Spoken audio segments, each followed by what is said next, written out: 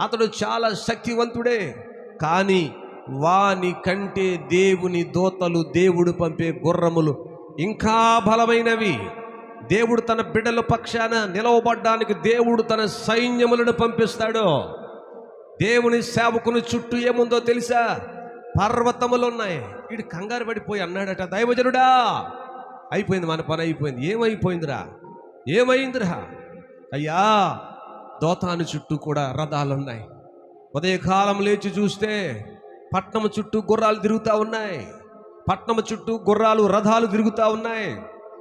Syria దేశపు సైన్యం తిరిగేస్తూ ఉంది. అయ్యగారింటి చుట్టూ రథాలు ఉన్నాయి, పట్నము చుట్టూ రథాలు ఉన్నాయి. దోతాను చుట్టూ రౌండ్ వేసేసారు. వాళ్ళు తప్పించుకునే అవకాశం లేదు. అయ్యగారి యొక్క శిష్యుడు పన్నోడికి భయం వేసింది. దైవజనుడా అయిపోయింది మన పని. వాడు రథాలు, వాడు గుర్రాలు చాలా వేగంగా వచ్చేసాయి. అప్పుడు అన్నాడట, ప్రార్థన చేసి, అయ్యా వీడి కళ్ళు తెరు, నాతో ఉంటా ఉన్నాడు కానీ వీడి భక్తి నేర్చుకోలే, నాతో ఉన్నాడు కానీ నీ శక్తి తెలుసుకోలే, సేవకునితో ఉన్నాడు కానీ సేవకునితో వెంటాడుతున్న దేవుని మహిమ వీడు చూడడం లేదు.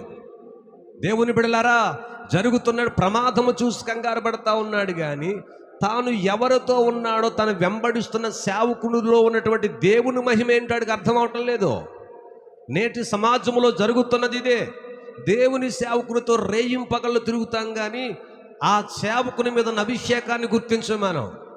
దేవుని సేవకుని మీద ఉన్నటువంటి ప్రభావాన్ని మనం గుర్తించం మనం. దేవుని సేవకునితో ఏమున్నదో, ఎవరు నడిపిస్తూ ఉన్నారో ఆ విషయాన్ని మనం గుర్తించలేం. ఎలీషా ఏం చేస్తూ ఉన్నాడు తెలుసా? ప్రార్థన చేశాడు, అయ్యా వీడి కళ్ళు మూసిపోయాయి, నాతో ఉన్నాడు కానీ భౌతికంగా కనిపిస్తున్న గుర్రాలు చూస్తూ ఉన్నాడు వీడు, ఆ సిరియా దేశపు రాజు బలం చూస్తూ ఉన్నాడు వీడు. మా సేవకుడు ప్రార్థన చేస్తే గుర్రముల కంటే దేవుని మహిమ గొప్పదన్న విషయం వీడికి అర్థం కావడం లేదు. దేవుని సేవకుడు ప్రార్థన చేస్తే దేవుని ప్రభావం దిగి వస్తుందన్న విషయం వీడికి అర్థం కావటం లేదు. దేవుని సేవకునితో ఉన్నాడు కానీ భక్తి నేర్చుకోలేదేడు. లోక సంబంధమైన వాటిని చూస్తూ ఉన్నాడు. ఫస్ట్ వీడి కోసం ప్రార్థన చేశాడు. సిరియా దేశపు సైన్యపు రాజు కోసం ప్రార్థించలేదు. ఆ దేశపు రాజు కోసం విజ్ఞాపన చేయలేదు. అయ్యా ప్రభువా, సైన్యం వచ్చేసిందంట, ఏం చేయనయ్యా, తప్పించయ్యా, మీ సేవకుని మీదకు ప్రమాదం రానివద్ద అనలేదు ఆయన. ఏం ప్రార్థన చేశాడు? అయ్యా సమాచారం తీసుకొచ్చిన వీడు, నా పనుడు ఉన్నాడు కదా, వీడి కళ్ళు తెరువు, ఫస్ట్ వీడి కళ్ళు తెరివిడివి, వీడి నేత్రాలు తెరివిడివి. ప్రార్థన చేస్తే యెహోవా ఆ పనివాని కన్నులు తెరిచాడట. అప్పుడు తెరిస్తే ఆడి కనపడుతుందంట. ఎవరు కనిపిస్తూ ఉంది? ఎలీషా పనివాడికి, దేవుని సేవకుని పనివాడికి కనపడతా ఉందట. ఏం కనపడతా ఉందంటే, సేవకుని చుట్టూ ఏమున్నాయి? పర్వతములను, అగ్ని గుర్రముల చేత, రథముల చేతను నిండిపోయేట చూశాడట. అందరూ చప్పలు కొడదాం ఒకసారి గట్టిగా, హల్లెలూయా. సేవకుని చుట్టూ ఏముందో తెలుసా? పర్వతము కనపడతా ఉంది దర్శనములో. ఏం కనపడతా ఉంది దేవుని సేవకుని చుట్టూ?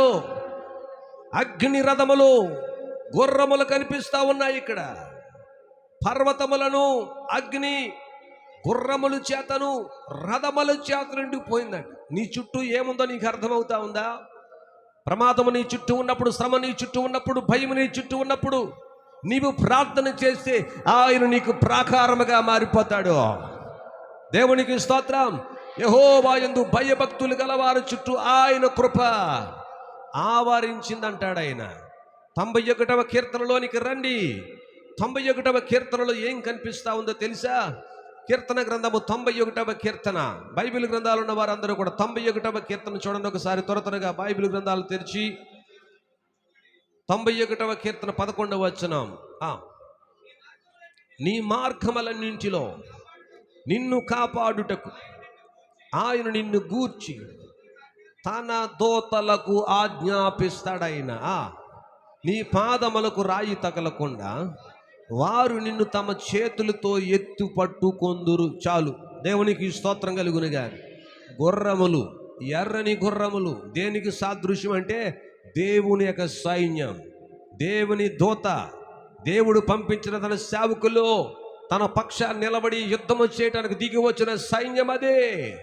దేవుడు చెప్తా ఉన్నాడు, నీకు అపాయం 11వ వచనం, నీ మార్గములన్నింటిలో నిన్ను కాపాడుటకు ఆయన నిన్ను గూర్చి తన దూతలకు ఏం చేస్తాడంటండి, ఆయన ఆజ్ఞాపిస్తాడు. ఎలీషా యొక్క ప్రార్థన ఏం చేసిందో తెలుసా? పనివాని కళ్ళను తెరవజేసింది.